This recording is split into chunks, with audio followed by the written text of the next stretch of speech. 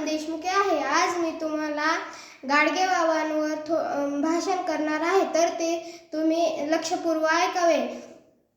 देवळात जाऊ नका, दगडा यांची पूजा करू नका, पाथी तंत्र मंत्र यांच्यावर विश्वास ठेवू नका, अडाणी राहू नका अशी शिकवण देणारे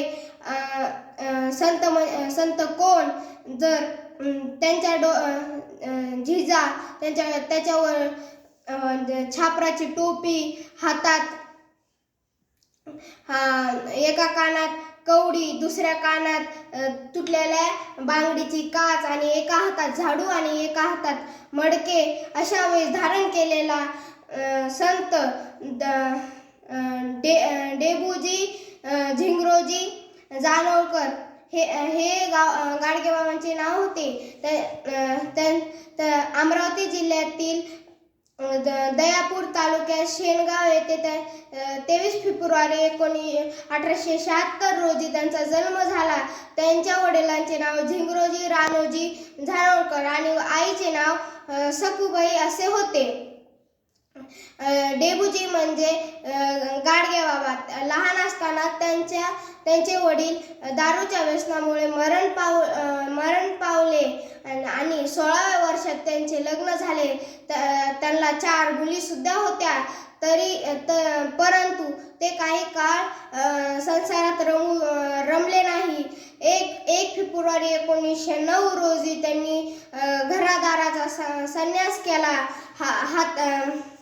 हातात फाटके तुटके कपडे घालून एका हातात फुटलेली गाडगे असायची. त्यामुळे लोक त्यांना गाडगे बाबा म्हणू लागले.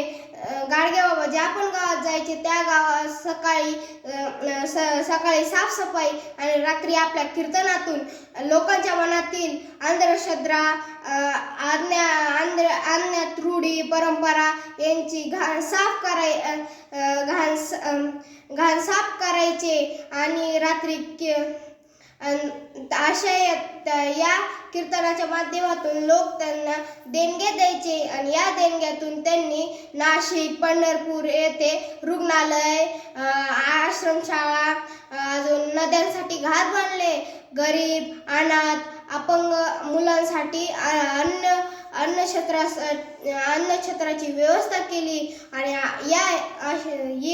हे सर्व कामे करत असताना 20 डिसेंबर 1956 रोजी त्यांचा निर्वाह झाला. त्यांची समाधी अमरावती येथे आहे. त्यांच्याविषयी आचार्य आत्रे म्हणतात की सिंहाला पाहावे वनात, हत्तीला पाहावे रानात आणि गाडगे बाबांना पाहावे कीर्तनात. असे बोलून मी माझे 2 शब्द संपवितो. धन्यवाद.